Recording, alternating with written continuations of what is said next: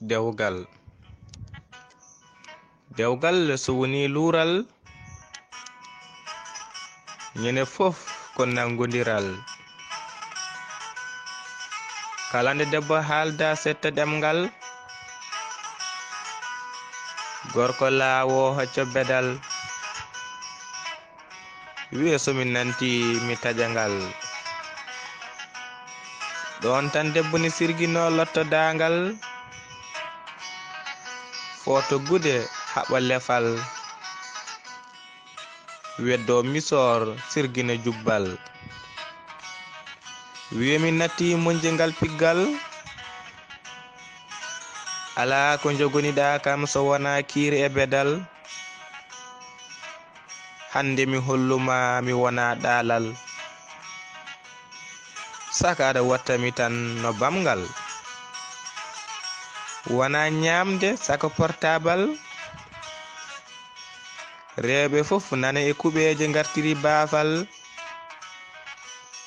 Min ko suudu tan e udumal, somi fini mi ɓeta gawri mi hocca unugal. A rokkani mbaalu a miijaki gertogal, min e ma gasata ɗon piyodiral. Gorko fellita wiye nde hare kay yarata hen caggal, o wiye min debbo yawata komi hay somi ala koyngal.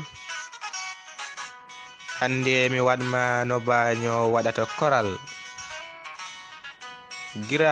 Girab hakkunde debbo e goral, debbo foole fiye ngal baral. Saha kadi tawe tinde gorko ina takki leykal, mbar o waɗa ko jottal. Hay dolake tartama wonti celtal, eske nde hare nde alda e beldal. Hakkunde debbo e gorko de yoɗi ɗon ko muñal, kono debbo haalde ɓiƴo tonal, gorko wiye addu tan lela gital.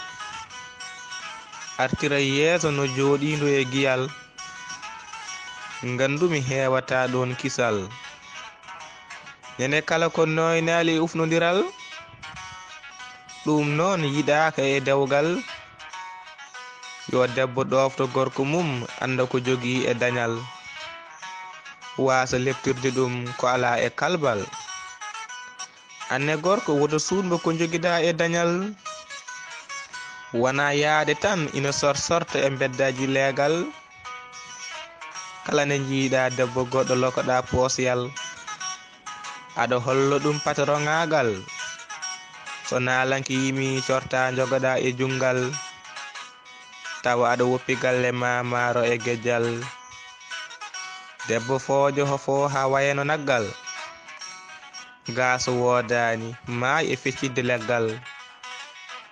Hebbino ɗojjali kadi tiima e duɗal, taw on lorlo fof fawi ɗum ko goral. Wadde yo gorko yurmo debbo wasa leptirde ɗum piggal. Yo debbo yiɗ gorko wasa natirde e mum dañal, sabu so dañal taki dewgal lelata ceeral ñande basal. Yimre Basiru Ba, gorko mo Gurel Ɓokki, ñande ɗiɗi tataɓiru hitande 2021.